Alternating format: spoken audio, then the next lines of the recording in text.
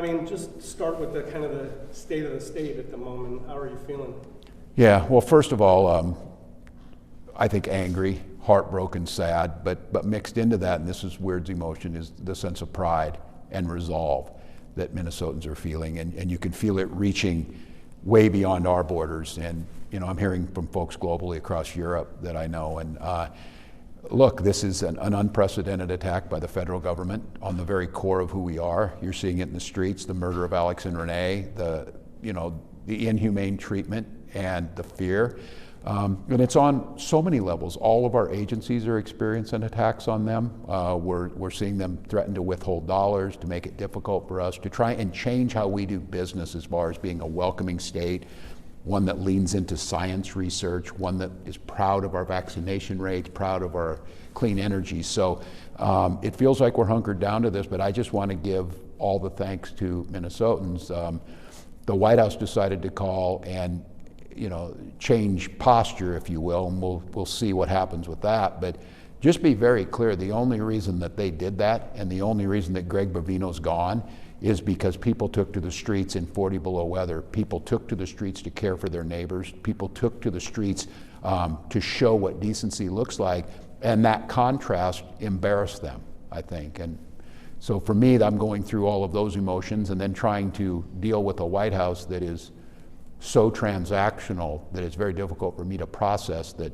I can talk to a whole bunch of people at the White House, talk to the President of the United States, talk to Tom Homan, talk to all these people who are doing this, and the one thing they never talked about was Alex. The one thing they never talked about was Renee. The one thing they never talked about was Liam.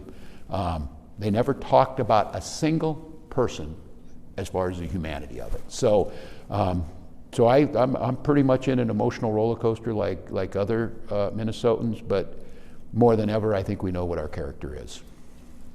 I note that a lot of my neighbors have exactly the same thoughts that you have. And I know that many times you've been out there saying you want to kind of dial down the rhetoric. Yeah.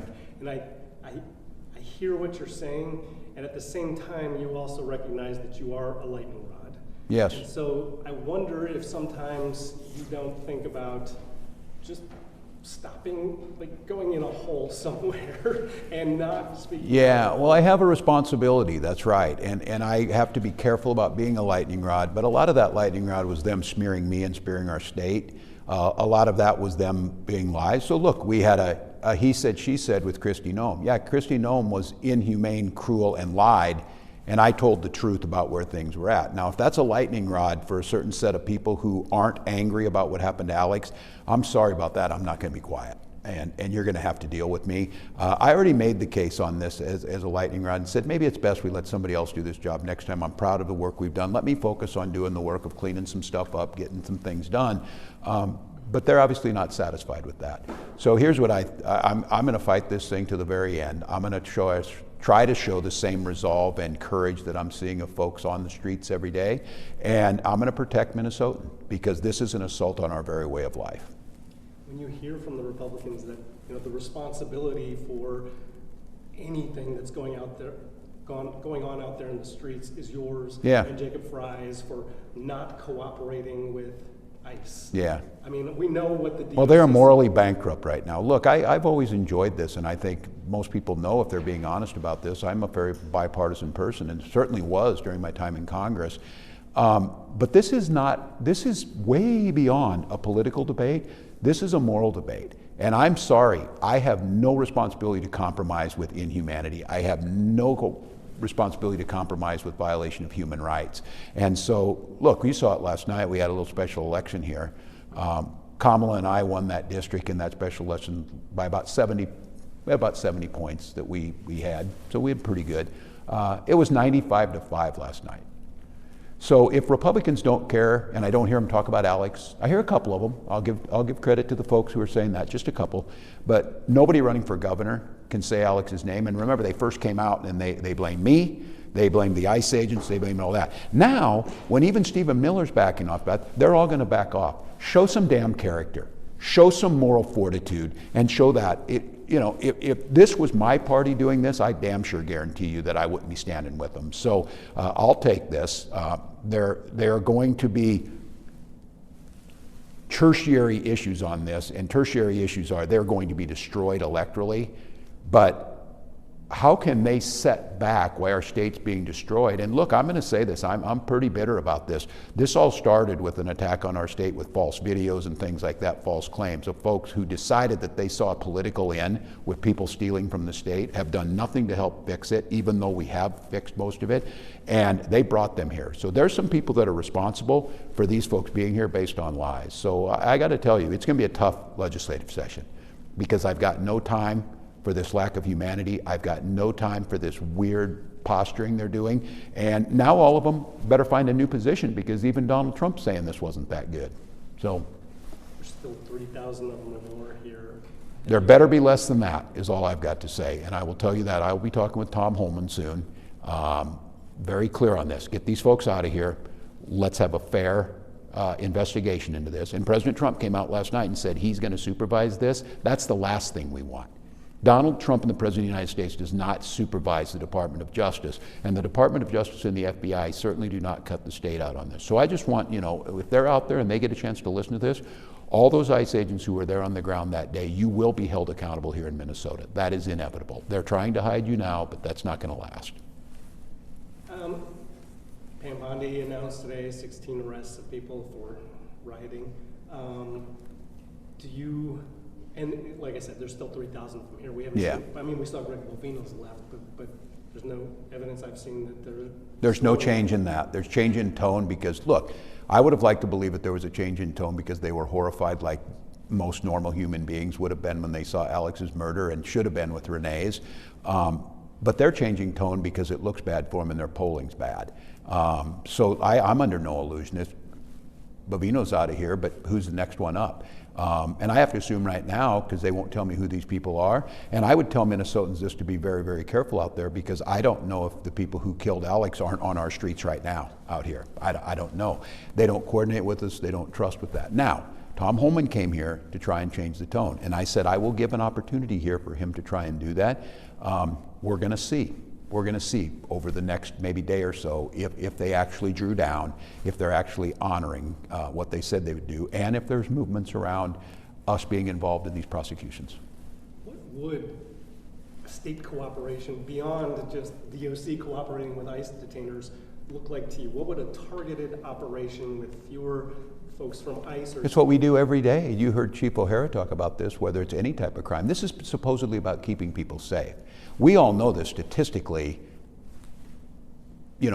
Naturally born Americans here commit crimes at a far greater rate than immigrants. So if it's really about that, we know what this is. This is about hatred, it's about racism, it's about targeting this group, whether it was Somalis or whoever it would be. What it would look like is to coordinate together to gather information on this, to do these in a way that doesn't put the public at risk, doesn't arm up. We do it every day. We arrest people every day out of the Department of Corrections, and Chief O'Hara said he had 900 weapons and they never fired a shot. This is all about show. Those are not law enforcement officers. That is just central casting for some nonsense they're doing of a government overthrow.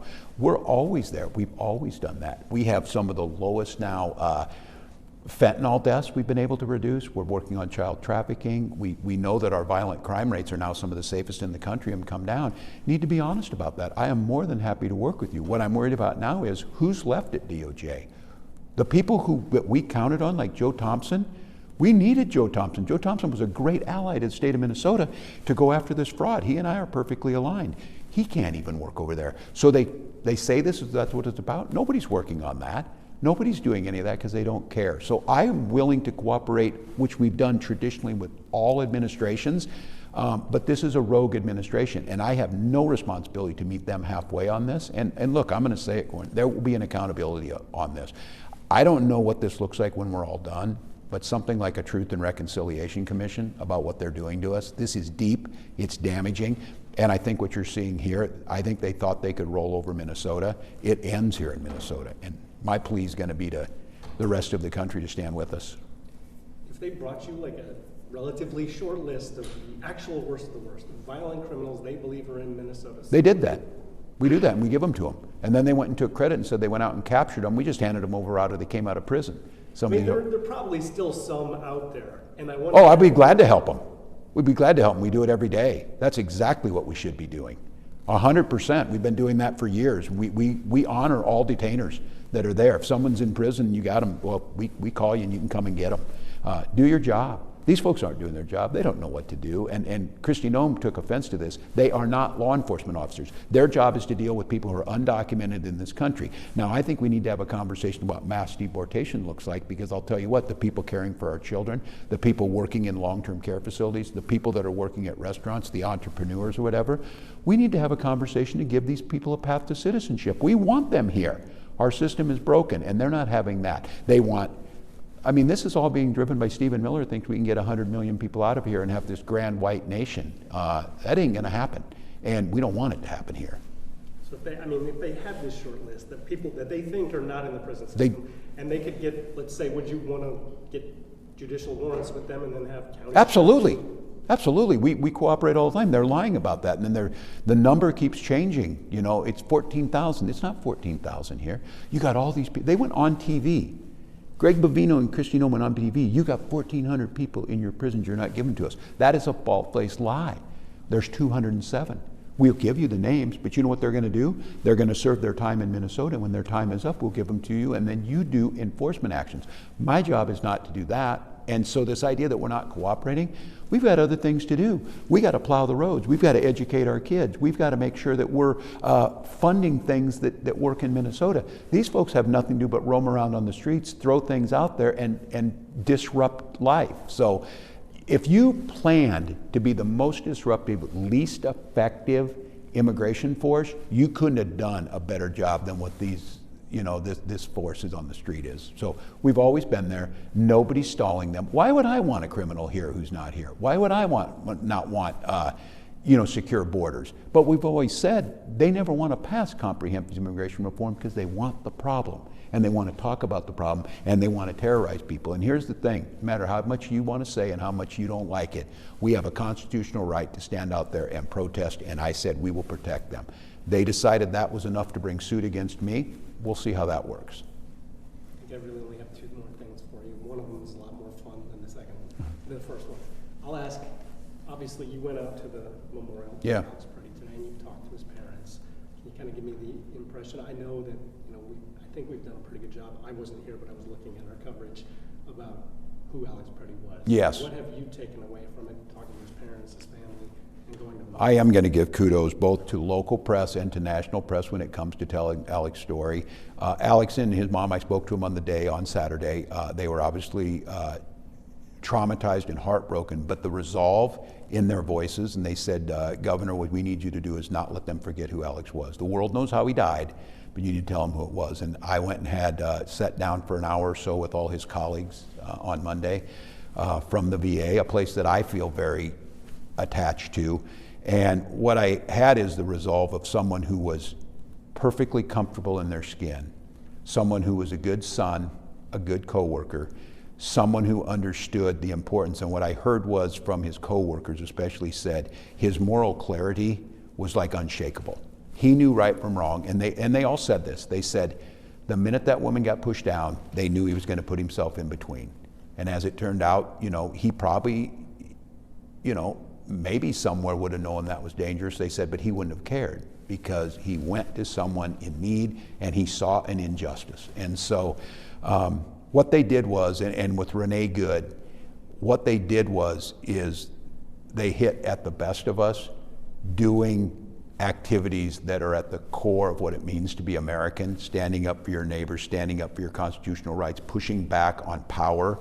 And for that, they lost their lives. And what that did is it energized hundreds of thousands of people across this country to say no more. And I was just saying, it feels the moment we're in, and I'm glad in this cultural moment we're in too, that somebody like Bruce Springsteen understood that and wrote that. And I say that, wrote it and said it and touched us. And I said, I'm a bit of a Bruce aficionado on this. It reads like Wrecking Ball, and it's some of those stories of this American land off that